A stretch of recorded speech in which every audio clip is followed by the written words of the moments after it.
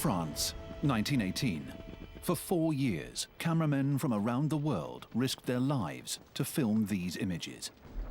Sometimes scenes were recreated afterwards so that they might be preserved for future generations. The pictures have been enhanced with the addition of colour and sound. November the 11th, 1918. At 11 in the morning, the guns fall silent. The armistice has been signed. Bugles and church bells sound the ceasefire.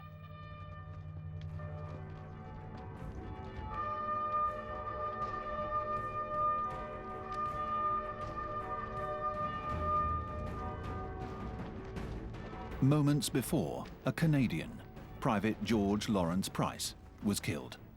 He is the war's last fallen soldier.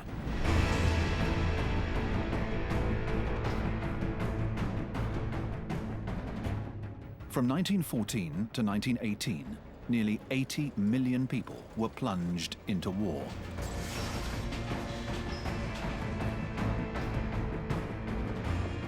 $10 million soldiers died, mown down by bullets, blown to pieces by bombs, incinerated, starved, devoured by rats and lice, killed by the epidemics that thrive on misery.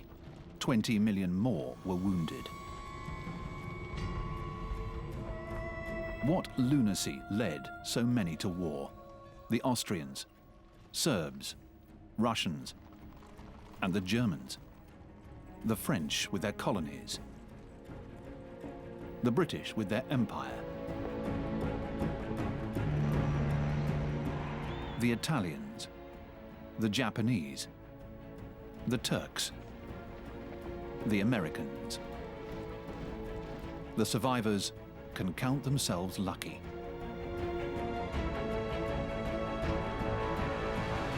But they have lost their youth.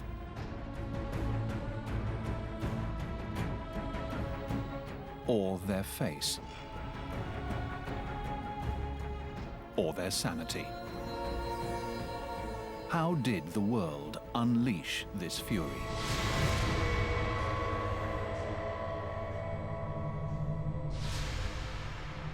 (1914). Who are the men of this period? So carefree, yet so close to war. Many of them are peasants, attached to their land, their traditions, and their religions. To many, war seems unlikely. It's been almost half a century since the last large European conflict. Europe's middle classes enjoy the fine summer of 1914.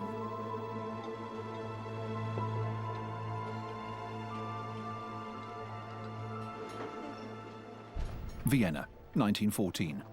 The writer Stefan Zweig recalls the capital of the Austro-Hungarian Empire. New theatres, libraries and museums were springing up everywhere. There was progress everywhere. What could interrupt this rapid ascent, dampen the elan, which constantly drew new force from its own soaring? A wondrous, carefree spirit reigns the world over. Never has Europe been stronger, richer, more beautiful, or more confident of an even better future.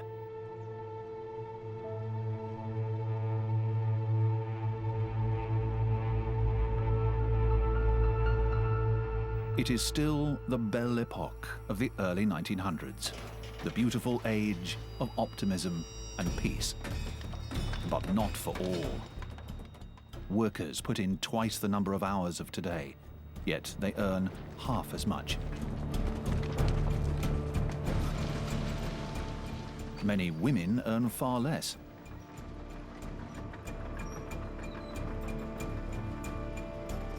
In theory, at least, children under 12 do not work in mines.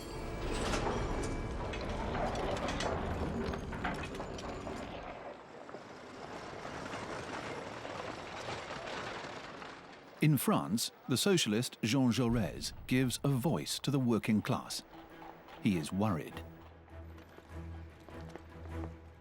He knows that among Europe's elite, many captains of industry speak openly of a war to end the movement for workers' demands.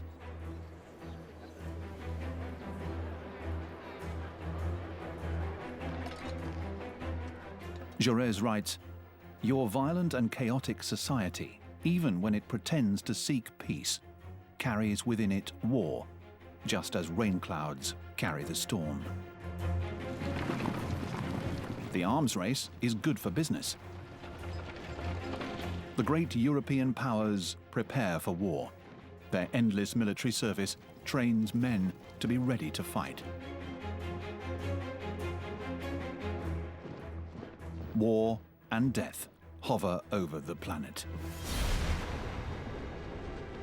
For centuries, the rival empires have been dividing up the world with their swords. Britain's conquests reach as far as Australia and Canada. France's from Indochina to Africa. Germany also has colonies, but wants a larger slice of the pie. Prior to 1871, Prussia was a divided state. By crushing France and annexing the French provinces of Alsace and Lorraine, it has become the German Empire. The Emperor of Germany, Wilhelm II, surrounds himself with his military leaders.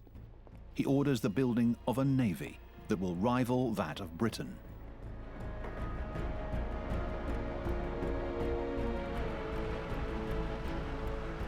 He wants to give Germany its place in the sun.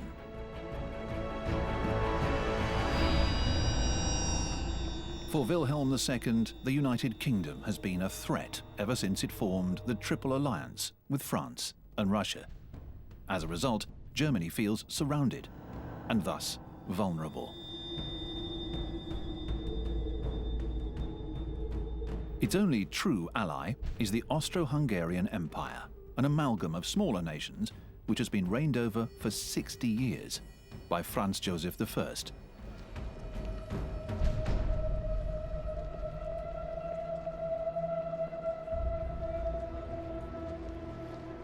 His long life has been punctuated by tragedy, the suicide of his son, and the assassination of his wife, Empress Elizabeth. Sissy, as she was known, was the sweetheart of his youth. The emperor is now in his 80s. Many of his subjects demand independence. He rules over a tinderbox. But Franz Joseph and his officers and politicians oppose reform of any kind. His empire is referred to as the Joyful Apocalypse.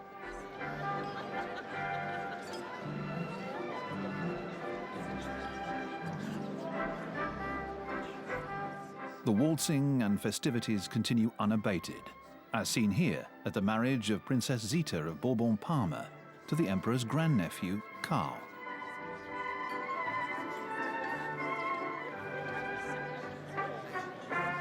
But it is his nephew, Franz Ferdinand, who is the heir presumptive to the Austro-Hungarian throne. Franz Ferdinand is married to the Countess Sophie Chotek, an aristocrat not of royal blood. Franz Joseph does not approve, nor does he approve of the reformist ideas of his heir.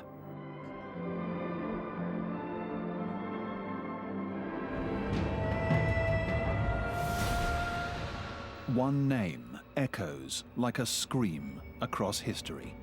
In Bosnia, which Austria-Hungary has recently annexed, is the city of Sarajevo. It is here that the world's destiny changes forever. But Serbia had opposed this move. It wants to expand by uniting the Slavic peoples of the Balkans. June the 28th, 1914, Sarajevo.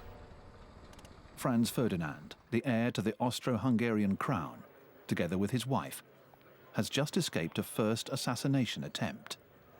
They stop at City Hall to protest vehemently. These are the last images of the couple. When they leave the building a little later, they are shot dead.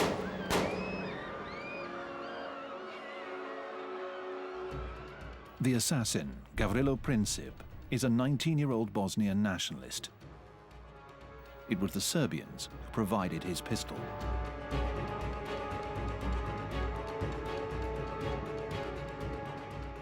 At first, it is covered as a minor news story, but the assassination in Sarajevo will have unimaginable consequences.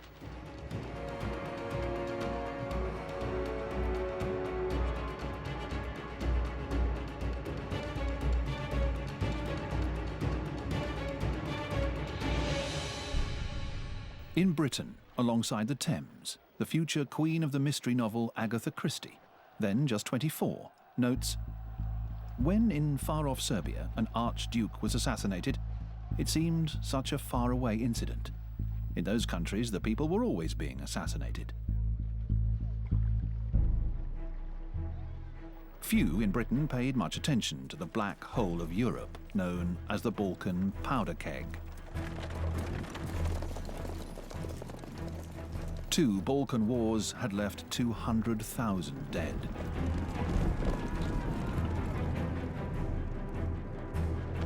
By 1914, in Great Britain, those distant tragedies have largely been forgotten. The British monarch George V is also the King of Ireland and the Emperor of India. His realm is huge, but his powers are limited. His foremost preoccupation is Ireland's struggle for independence. On June 28, 1914, he writes the assassination in Sarajevo is one more shock for the old Emperor of Austria. George V has no sense of what is about to explode, any more than the President of France, who has come to London on an official visit to reaffirm the Entente Cordiale, the new friendship which, after centuries of deadly rivalry, now links Great Britain and France.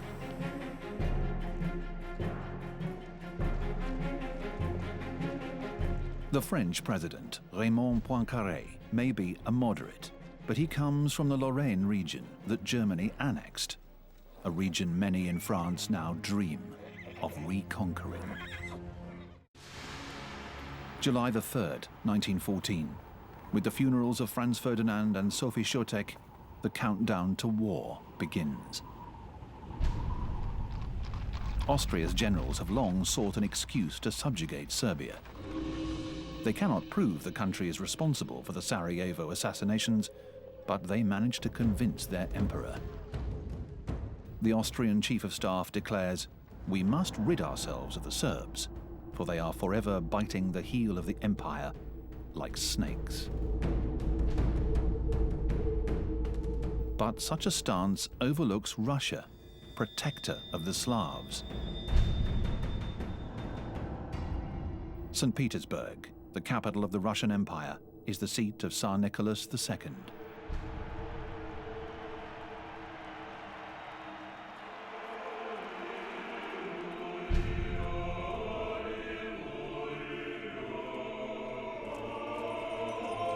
He celebrates the tricentennial of the Russian dynasty amid the pomp of the Orthodox Church.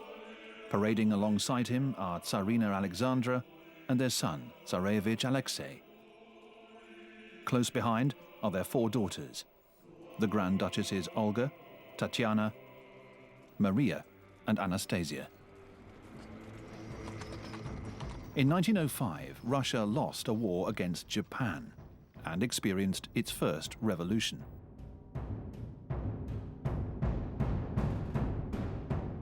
Since then, the country's economy has improved, despite the burden of high military expenditure. In early July of 1914, amid Europe's looming misfortunes, the Tsar takes a cruise on the Baltic Sea aboard his yacht.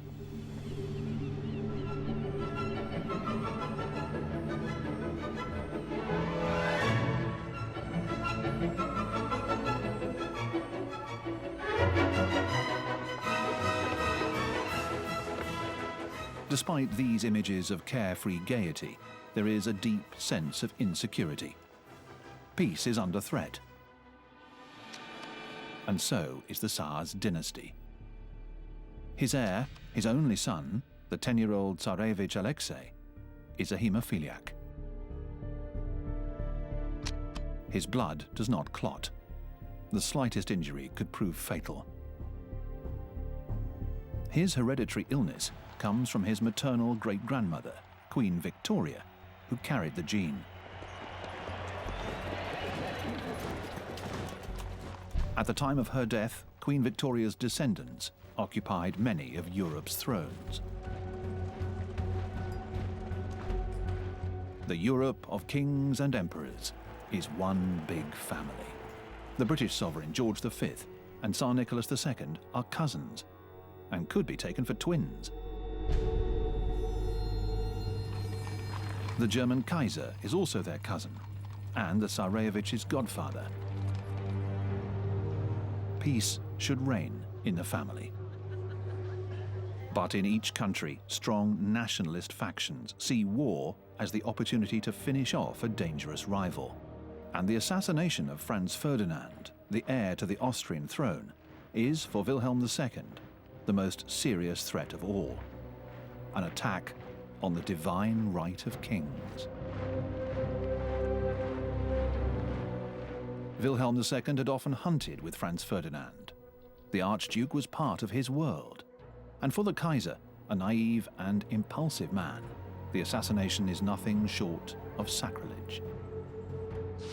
Wilhelm II, his generals, and the German Chancellor Theobald von Bethmann-Hollweg all agree Germany must not waver, but must seize the opportunity provided by the assassination in Sarajevo to demonstrate Germany's will. Together, they decide to support their ally Austria in her plan to invade Serbia. The threat of war doesn't keep Wilhelm II from leaving on July 6, 1914, for a summer cruise on board his impressive 8,000-ton yacht.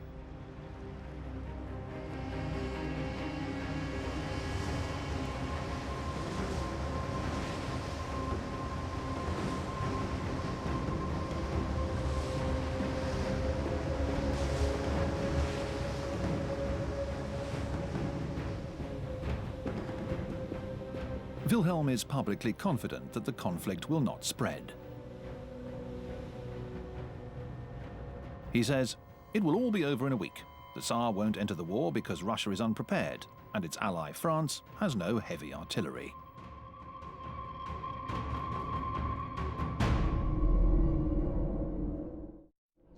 On the 20th of July 1914, the President of the French Republic, Raymond Poincaré, arrives in Russia.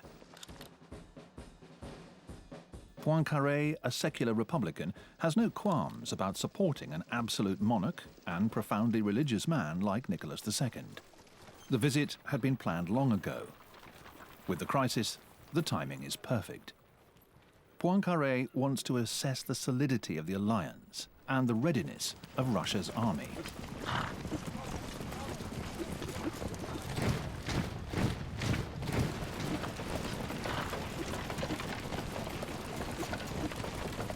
The French president issues a cautious statement. The current crisis must remain limited to Serbia.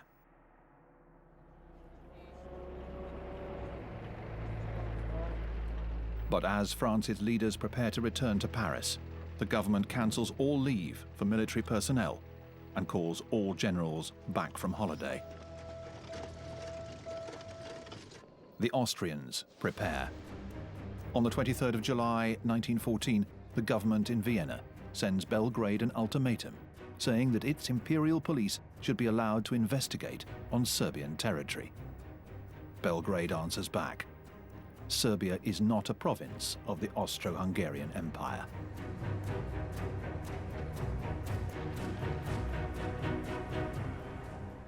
Austria's ultimatum to Serbia means war for the entire world.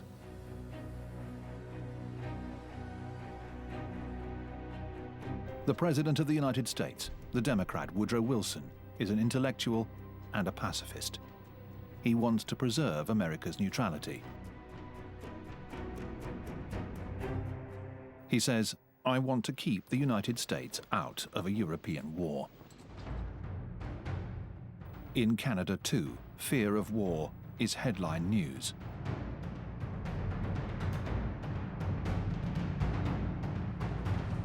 The British Prime Minister, Herbert Asquith, fears an escalation of unforeseeable dimensions. He says, "We are on the brink of the apocalypse."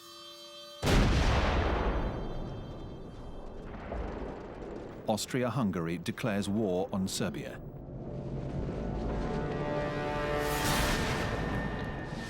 On July the 28th, 1914, the Austrian artillery's Skoda cannons enter into action against Belgrade.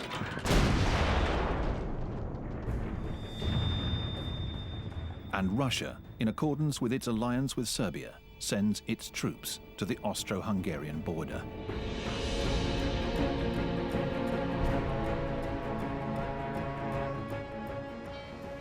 On July the 30th, Wilhelm II cuts short his cruise. The Kaiser comes ashore with his Dachshund, who precedes him everywhere. Given his alliance with Austria, he issues an ultimatum to his cousin, Nicholas II, ordering him to withdraw his troops from the Austrian border. On the contrary, Nicholas mobilizes. He writes to his cousin and ally in Britain, King George V, "I do not know what may happen. Austria has gone off upon a reckless war, which can easily end in a general conflagration." Wilhelm II, not having received a response to his ultimatum, hesitates. He speaks of saving the peace. But around him, military leaders and industrialists urge him to declare war, blaming Russia for expanding the conflict.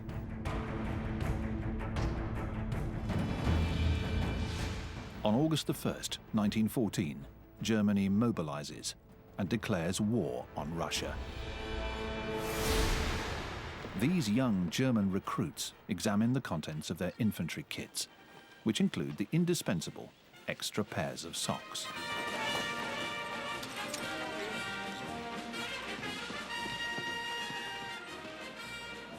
Barely out of boyhood, they are issued razor-sharp bayonets and a symbol of the German army, the spiked helmet, meant to deflect saber blows.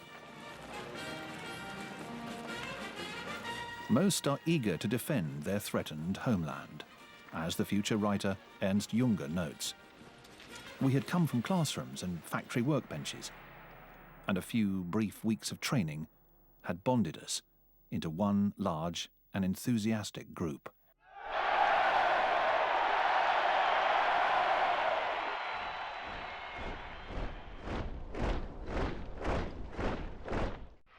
In St. Petersburg, Russians, now at war, sing the imperial anthem that begins, "God protect the Tsar."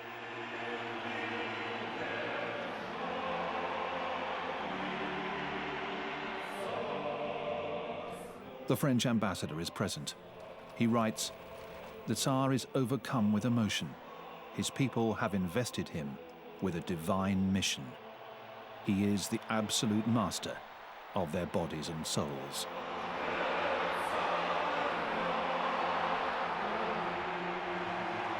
The Tsarina appears. Of German descent, she has reason to be concerned. Her brother will no doubt be fighting in the enemy's ranks.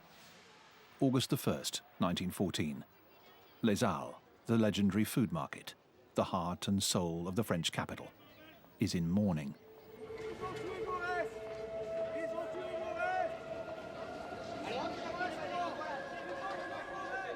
The socialist leader Jean Jaurès has just been assassinated by an ultra-nationalist supporter of the war.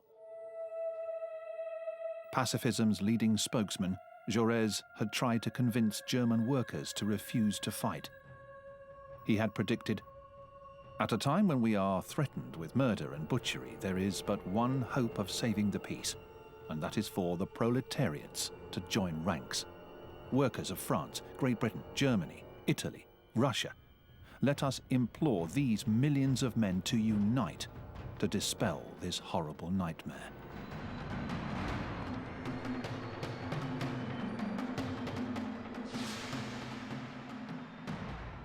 The order for general mobilization is posted across France.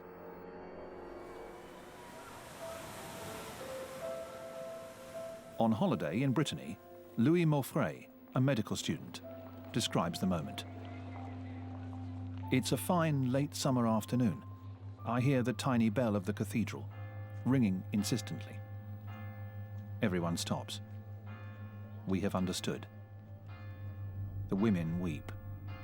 The men, frozen, look at the cathedral's spire, dazed and speechless. It's war.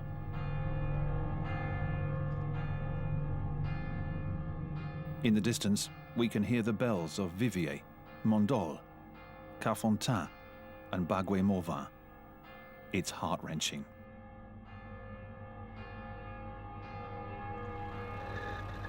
On the 3rd of August, Paris learns that Germany has declared war on France.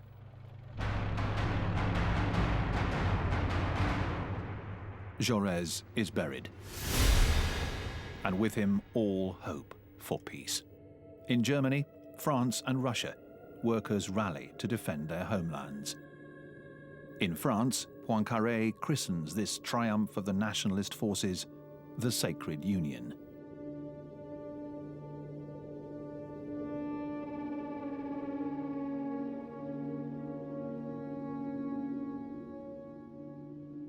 "3 million Frenchmen are mobilized, following 5 million Russians, 4 million Germans, and 2 million Austrians." Austrian writer Stefan Zweig writes, "In 1914, what did they know of war after nearly half a century of peace? It had become a heroic and romantic legend.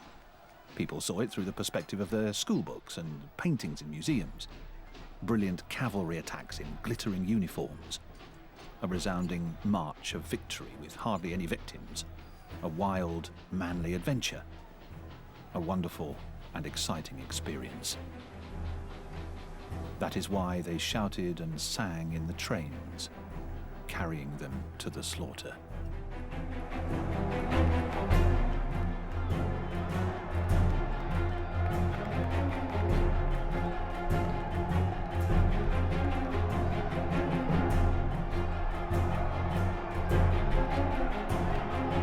If they are not happy, they prefer not to show it. In Toulouse, a young farmer, Henri Desperrières, writes, "Any sign of sadness was banished. We swaggered before our fellow countrymen." From the French colonial empire, those known as the natives, along with the Foreign Legion, embark in Algiers or Dakar.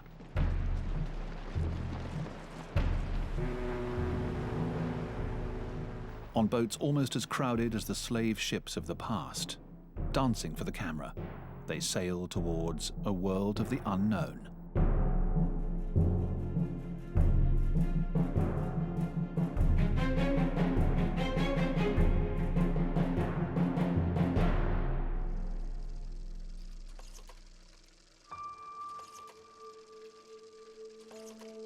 In a villa outside Paris, the Ferrari family comes face to face with the reality of war.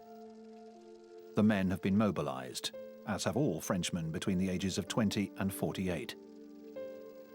But in her rose garden, Jacqueline is confident that René will soon be back, that before the roses have withered, the war will be over.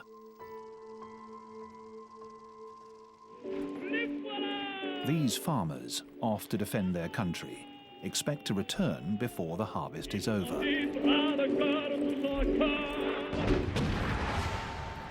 On August the 3rd, 1914, the Germans attack. They count on a rapid victory and a brief war. Their plan, known as the Schlieffen Plan, after the German general who devised it, consists of crossing Luxembourg and Belgium before the Russians attack from the east and force the Germans to fight on two fronts. Belgian neutrality had been instituted after the defeat of Napoleon to create a buffer between Britain, France, and Germany. Its violation provokes an immediate reaction from London.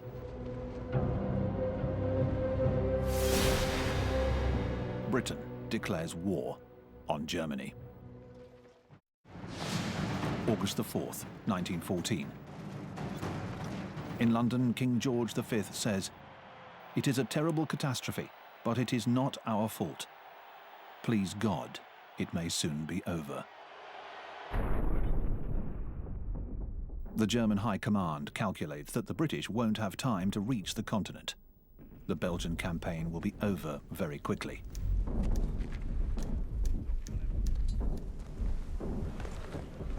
But the Belgians stand firm. Albert I, their valiant king, tells his people, "A country that defends itself cannot perish." The Belgians have armoured trains and strong defences protecting their cities.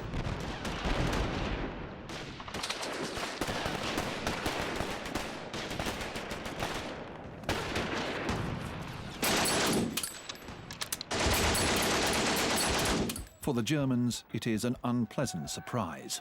They fall several days behind on their battle plan. To crush the fortresses, they need to bring in their huge Krupp cannons that fire 1-ton shells.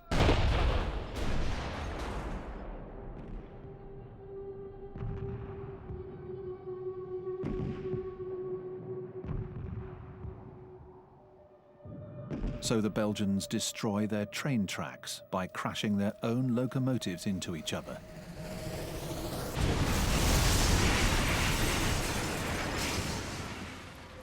Forcing the Germans to lose time on lengthy repairs.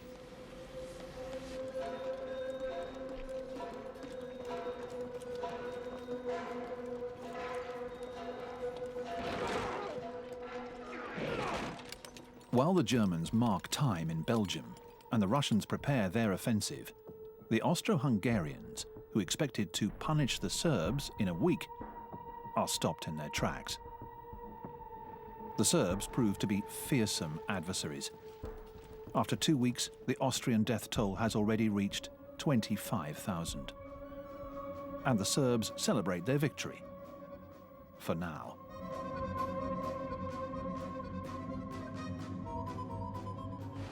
All this gives the British Empire time to mobilize. The world's largest navy goes into action. At its head is a young cabinet minister named Winston Churchill. There is no compulsory military service in Great Britain at the time. The country needs volunteers. The famous poster of Field Marshal Kitchener, who fought in Khartoum, proclaims, "Your country needs you." It is a cry echoed by the country's recruiting officers.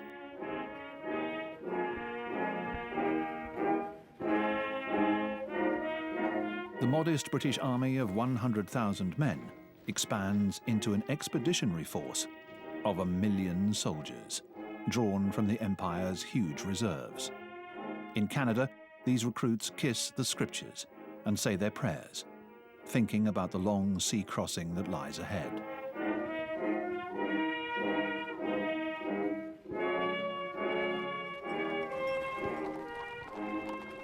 These departures will become the inspiration for Michael Morpurgo's novel War Horse, which tells the story of the battlefield experiences of Joey, the farm horse.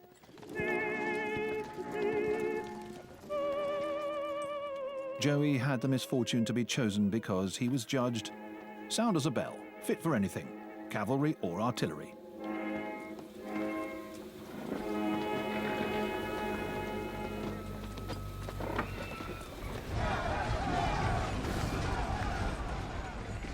"10 million horses from as far away as Australia and New Zealand will serve in the British Imperial forces, to suffer and die like the troops, without ever suspecting what awaits them."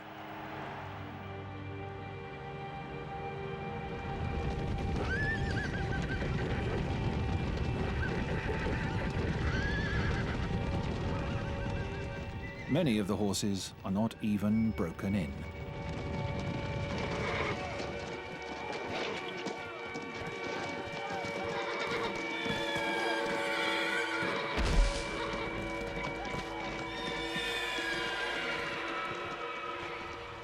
Michael Morpurgo describes the soldiers as buoyant with optimism, as if they were embarking on some great military picnic.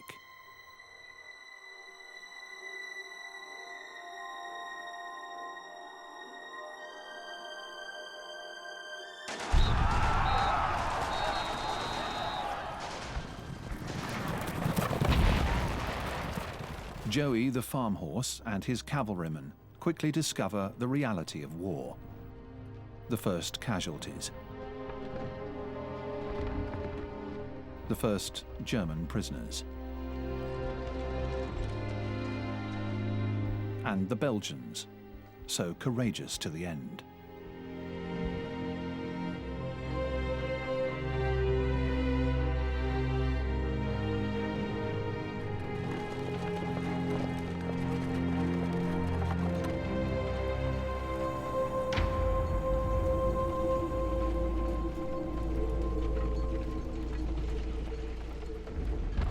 The French also have a resolutely offensive plan, known as Plan 17. Take back Alsace and Lorraine and march on Berlin. Their first objective, Mulhouse in Alsace. On August the 7th, 1914, the French take Mulhouse.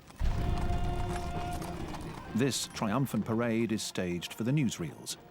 It features schoolchildren, bouquets of flowers and patriotic outpourings from people in traditional Alsatian dress. This is the French army of August 1914, an infantry made up mostly of large battalions, as in the time of Napoleon, with uniforms unsuited to modern warfare, with conspicuous red trousers and no helmet. They swelter under thick woolen greatcoats in the stifling August heat.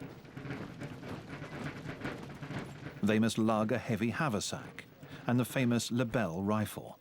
But the Lebel, like the German Mauser and the British Lee Enfield, has a firepower never before seen.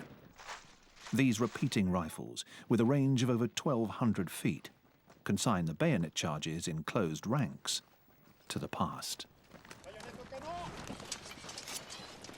But these outdated tactics taught in military academies continue and end up costing hundreds of thousands of human lives.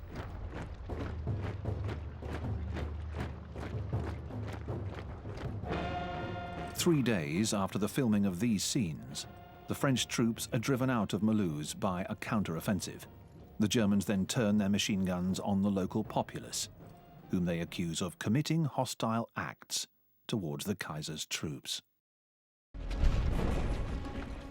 In Belgium, the Germans have launched their strategy of reprisals.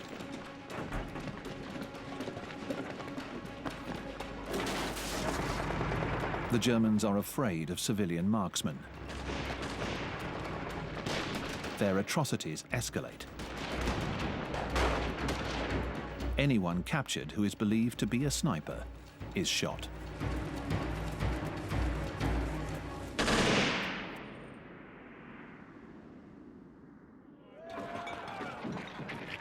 As with soldiers everywhere, alcohol assuages the horror and helps spread tall tales, including one about a German infantryman stabbed by a Belgian priest.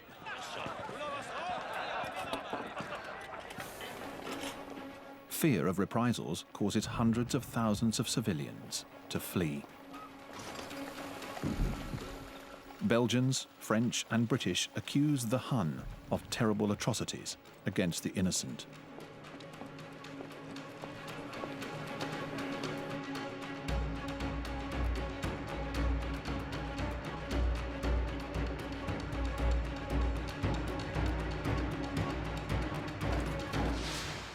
August the 20th, 1914. General von Moltke captures Brussels. He explains, "Our advance in Belgium is certainly brutal, but we are fighting for our lives, and all who get in the way must suffer the consequences."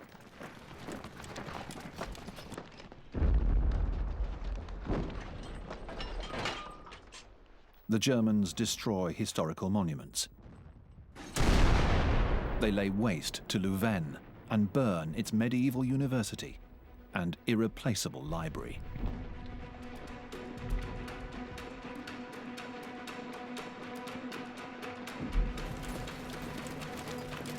After only 3 weeks of war, an indescribable hatred seems to rule in all the adversaries.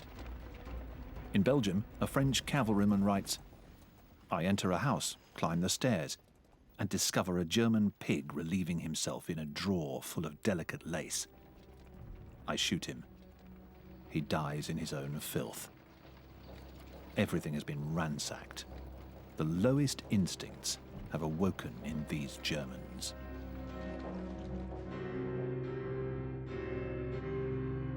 In the east, contrary to German plans, the Russians have crossed the border and entered East Prussia. And now it is the Germans who begin to flee what they call the Russian steamroller. August the 22nd, 1914. Panic sets in. These German refugees also tell of destruction and pillaging.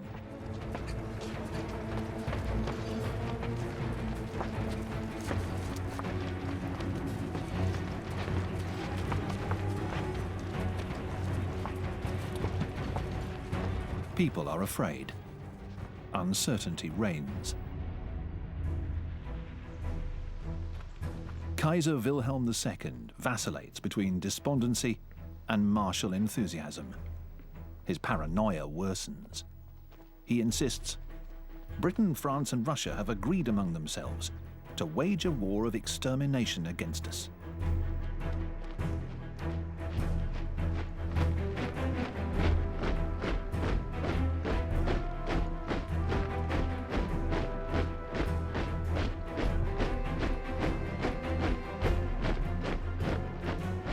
But the Germans are confident. They have just won victories at Mons and Charleroi. On the 22nd of August alone, 27,000 French soldiers are killed. It is the single deadliest day in all of French military history.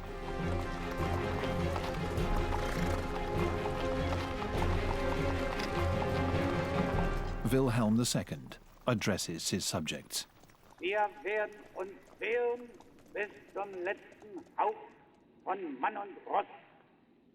Und wir werden diesen Kampf bestehen, auch gegen eine Welt von Feinden. Noch nie war Deutschland überwunden, wenn es einig war. The German army marches on Paris. Despite delays, the Schlieffen Plan is succeeding. The French government has fled the capital. The Germans are now only 30 miles from Paris. Victory is near.